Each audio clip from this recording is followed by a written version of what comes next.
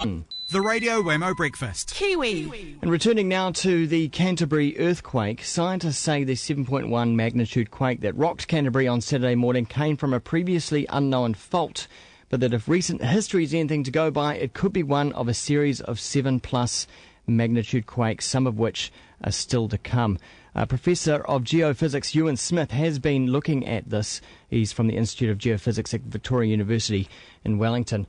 Hello to you, Euan. Good morning. Good morning, Glenn. Now, this quake behaved in many ways like it was expected, but it also misbehaved as well, didn't it? Yes. The damage which has been extensively reported in and around Christchurch to unreinforced masonry structures and to sandy soils is pretty well exactly what we, scientists and engineers, would have expected from an earthquake of this size at that close range to Christchurch. And in fact, engineers have been warning for a long time about unreinforced masonry and the need to either destroy that masonry or restrain it in some kind of way. Correct, and in many communities this has happened. In Wellington there have been a number of campaigns to either have old pre-earthquake code buildings demolished and replaced or strengthened against earthquakes. Yeah. And so some communities have done this. I think it's time that other communities that haven't grasped this nettle do it now. And you'd say that would be anywhere in New Zealand, including Auckland? I would certainly say it should be done in Auckland. Auckland has some history of modest earthquakes, not as big as Christchurch's earthquake, but you wouldn't actually need an earthquake as big as Christchurch's earthquake if it was close enough to you to do the same sort of damage. So Auckland certainly. The quietest place in New Zealand in terms of earthquake activity is Northland, and I would still urge local authorities there to think about getting rid of those old brick stacks, which are just lethal, of course, if they fall into the house, they go through the roof, and if there's somebody underneath them, well, that's the end of it. Yeah. You also mentioned liquefaction as well. I mean, that was expected in certain areas of Christchurch, yes. And we've, over the past couple of days, seen a lot of evidence of that. Yes. It's a very common phenomenon, yeah. Especially adjacent to rivers where there are sands.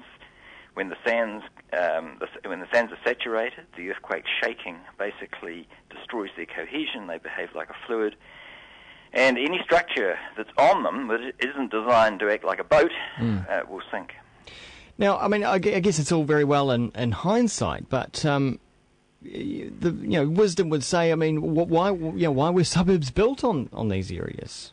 Well, often these are very desirable places. Waterfront beaches are places where people want to live. I think there have been perhaps some unwise decisions about the kind of developments that have taken place in some of these areas. I don't have any details about what's happened in Christchurch, but if there is a threat from liquefaction, perhaps extra attention needs to be paid to the foundations of the building. I saw one house in one of the papers where the slumping seemed to have gone round the house, as it were, and the house looked to be okay. Okay. So maybe its foundations had been well designed and it had come through okay. Yeah. Let's look at the surprises of this earthquake. It was an unknown fault, wasn't it? It was an unknown fault, but as my friend and colleague Kelvin Berryman was saying in the paper today, if it moved last a few thousand years ago, and depositions of gravel have since completely covered it up, the movement that we've seen on the fault is a sideways movement, so that there isn't very much of a vertical scarp. And so the gravel has basically covered up all traces of any previous movement of this fault.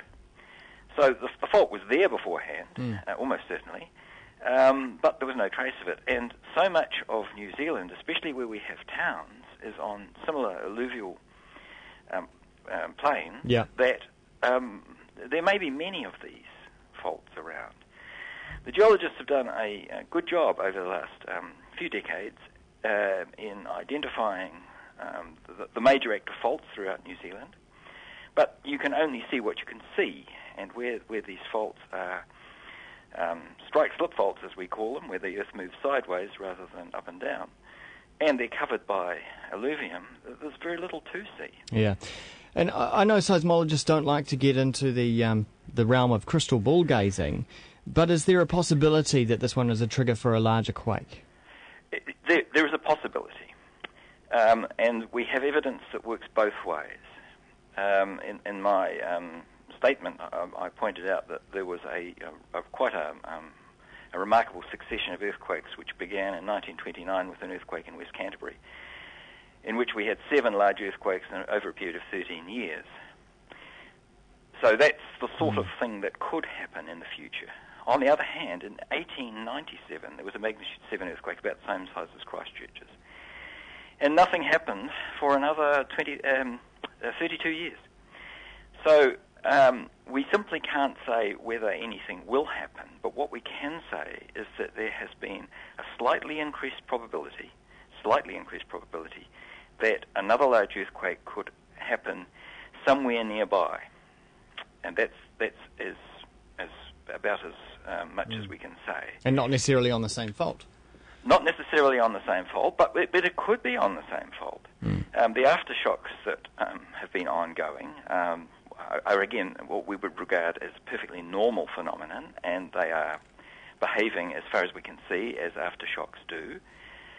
It is possible that after quite some time there could be a late, large aftershock, and that might have its own little aftershocks with it. This wouldn't be regarded as being anything particularly remarkable. Yeah.